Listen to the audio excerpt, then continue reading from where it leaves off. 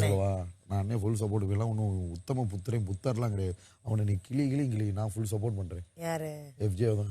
அவன கிழிச்சுக்கிட்டு தானே இருக்கேன் நானு. ஆமா, கேப் ஆமா. கிடைக்க ஹாய் ஹலோ எல்லாருக்கும் வணக்கம் and welcome back to our channel. Bigg Boss வீட்டுக்குள்ளே வந்துட்டு நடுராத்திரிக்கு மேலே ஆயிடுச்சு. கிட்டத்தட்ட எல்லாருமே தூங்கிட்டாங்க. வாட்டர்மெலன் ஸ்டார் மற்றும் பார்வதி இவங்க 2 பேர் தான் பேசிகிட்டு இருக்காங்க. அப்போது அந்த பொம்பளை டேஷ் பேசிகிட்டு இருக்காரு திவாகர்.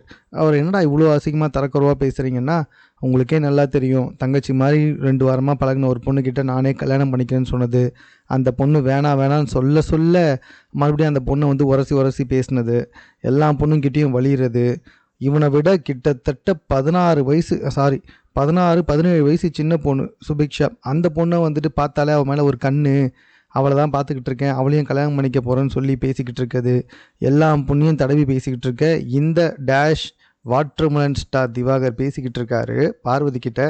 எஃப்ஜே என்ன பெரிய உத்தமனா, அவனெல்லாம் வந்துட்டு நீ செம்மையாக போட்டு கிழி நான் உனக்கு முழு சப்போர்ட் பண்ணுறேன், அவனெல்லாம் உத்தம புத்திரனா என்ன அப்படின்னு சொல்லி பேசிக்கிட்டு இருக்கான்.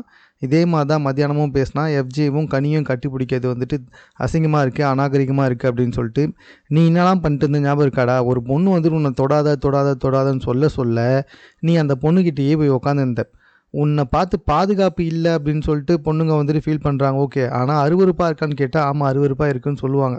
எல்லா பொண்ணுங்கிட்டையும் போய் வழியிறது, பொண்ணுங்களை தொட்டு பேசணும் வருது, அந்த பொண்ணுங்க தொட வேணான்னு சொல்லியும் போயிட்டு அப்படியே மேலே விழுறது, இந்த மாதிரி எச்ச வேலையெல்லாம் பார்த்துட்டு நீ கனியை பார்த்து எஃப்ஜேவும் கனியும் கட்டி பிடிக்கிறது அசிங்கமாக இருக்குது அப்படின்னு சொல்கிற.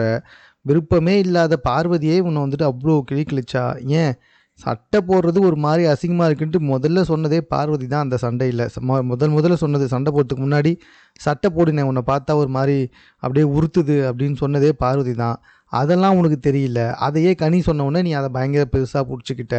இந்த விஷயத்தில் கனி மேலேயும் தப்பு இருக்குது, ஆனால் பார்வதி சொன்னப்போ மூடிக்கிட்டு போயிட்டான். கனி சொன்னவுடனே அதையே பிடிச்சிக்கிட்டு பயங்கரமாக கத்த ஆரம்பிச்சிட்டான் இந்த தர்பீஸு. இப்போ நைட்டில் உட்காந்து வந்துட்டு நீ அவனெல்லாம் கிளி நான் உனக்கு சப்போர்ட் பண்ணுறேன், அவனெல்லாம் பார்த்துக்கலாம் அப்படின்ற மாதிரி.